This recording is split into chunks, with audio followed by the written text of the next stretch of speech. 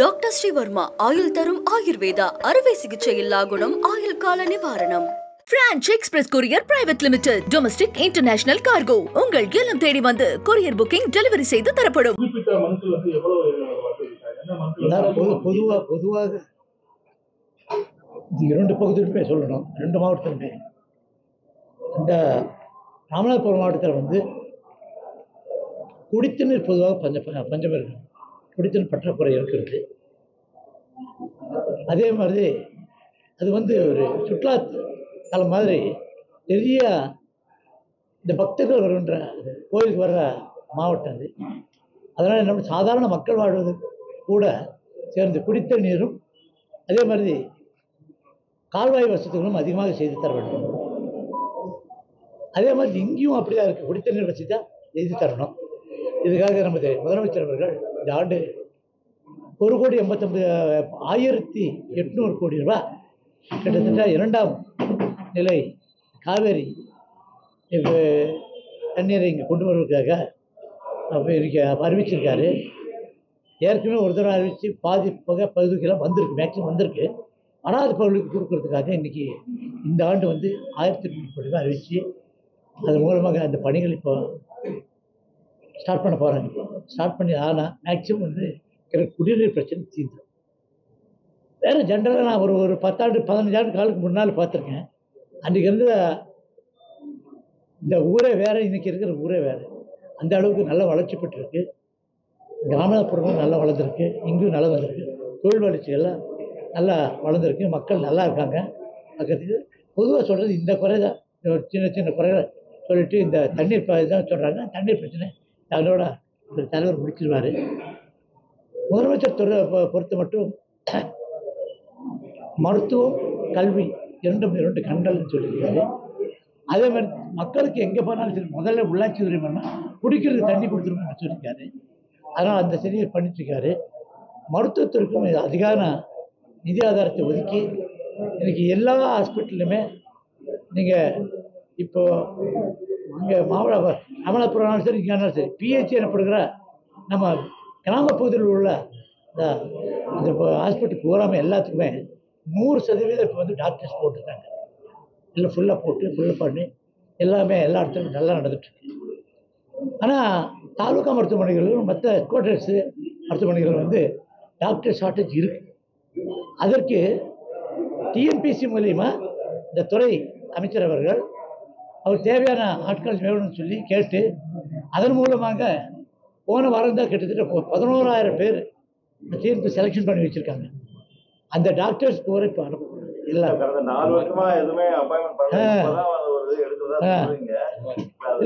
பண்ணிட்டு போகிறோம். இதுக்கு இவ்வளோ ஷார்ட்டேஜ் ஆகிறது காரணம் அப்படி கிடையாது. போன 10 ஆண்டு காலத்தில் வந்து பழைய ஆட்சி இருக்கும்போது இந்த மாதிரி எந்த அப்பாயின்மெண்ட்டும் பண்ணலை.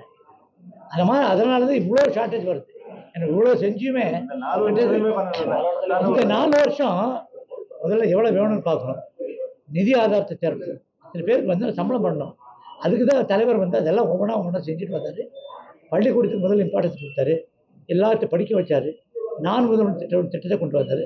அது மூலம் தமிழ்நாட்டுக்கு ஒரு பெருமை சேர்க்கின்ற வகையில் யூபிஎஸ்சி எக்ஸாமினேஷனில் இந்த தடவை வந்து 57 பேர் பாஸ் பண்ணியிருக்காங்க. 7 பேர் தான் அந்த ப்ரைவேட் யூனிவர்சிட்டியில் எல்லாம் வந்து இதில் போய் டியூஷன் படித்தவங்க. இப்போ 50 பேர் வந்து நார்மல் திட்டத்துக்கு கூட அரசாங்கம் கொடுத்த ட்ரைனிங்கில் பாஸ் பண்ணியிருக்காங்க யூபிஎஸ்சி. இது வந்து வரலாறுலேயே கிடையாது, தமிழ்நாட்டு வரலாறுலேயே கிடையாது, எந்த இதுலேயும் கிடையாது. அந்த அளவுக்கு சிறப்பாக இருக்குது. இனிமேல் வந்து தமிழ்நாட்டில் வந்து ஐஏஎஸ் ஐபிஎஸ் அதிகாரிகள் ஜாஸ்தியாக மக்களின் தேவைகள் வந்து எப்படி வந்து இந்த நாட்டில் வந்து நம்ம மூக்கு இருக்கிற வரை சளி இருக்குன்னு சொல்லுவாங்க பெரியவங்க. அந்த மாதிரி இந்த உலகம் இருக்கிற வரையும் கண்டிப்பாக பிரச்சனைகள் இருந்துட்டு தான் இருக்கும், தேவைகள் அதிகப்பட்டிருக்கும். ஏன்னா அவனுடைய இது வந்து வளர்ச்சி ஆக நம்முடைய வாழ்வாதார வளர்ச்சிகள் வளர தேவைகள் அதிகமாகுது. அதுக்கு தகுந்த மாதிரி அந்த காலத்துக்கு தகுந்த மாதிரி மெடிசன் கொடுத்துட்டு இருப்பாங்க. அது அரசாங்கம் நிறைவேற்றி பற்றி கொடுத்துட்டு தான் இருக்கும். அது மாதிரி பண்ணிட்டு நடவடிக்கை எடுக்கல. அதுக்கப்புறம் இப்போ உங்கள்கிட்ட கொடுக்கணும்னு சொல்லி 2-3 மனுக்கள் வந்து நாங்கள் கேள்விப்பட்டோம். அது வந்து மாவட்ட நிர்வாகம் வந்து நடவடிக்கை எடுத்து அது அந்த மாதிரி மனுக்களை இன்றைக்கும் நம்மளால ஒன்றும் பண்ண முடியல. ஏன்னா சிலது இல்லைன்னா சட்ட நீதிமன்றங்கள் இருக்கு. இல்லை உதாரணத்துக்கு சொல்லணும்னா இந்த நீராதாரங்கள் எல்லாம் சில வீடுகளை கட்டிருக்காங்க. அவங்க பட்டா கொடுக்க சொல்கிறாங்க, நம்ம கொடுக்க முடியாது அந்த இடத்துல.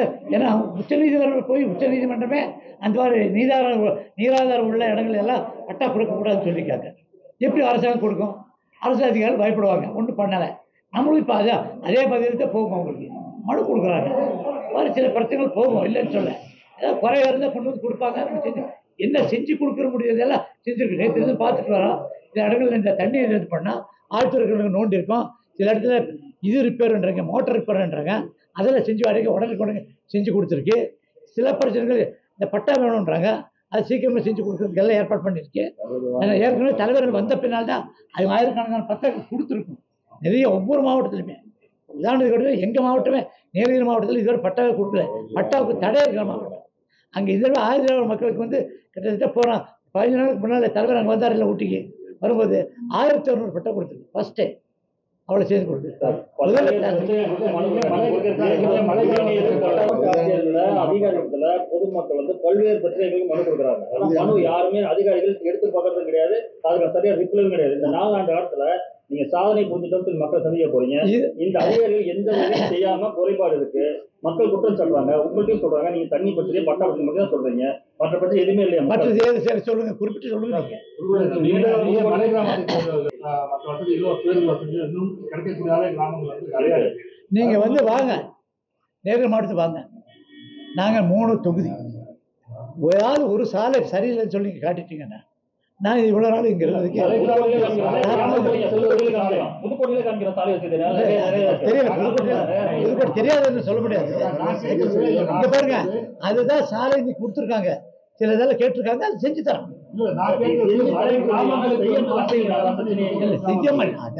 செய்ய மாட்டீங்கன்னு சொன்ன வந்து கேளுங்க, எங்க ஊருக்கு வந்து பாருங்க ஏதாவது இருக்கான்னு.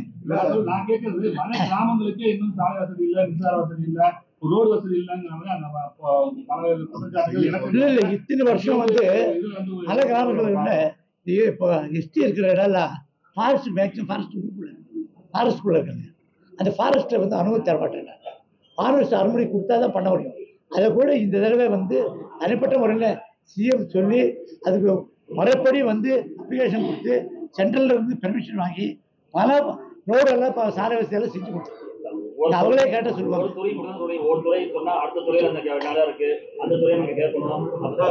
நீங்களே பாக்குறீங்க, உங்களுக்கு வந்து பொருளாதாரத்தில் வந்து நம்ம 9.69 வந்து உயர்ந்திருக்குன்னு சொன்ன மக்களின் வளர்ச்சி எல்லாமே எப்படி இந்தியாவில ஒரு ஒரு சொல்லுங்க.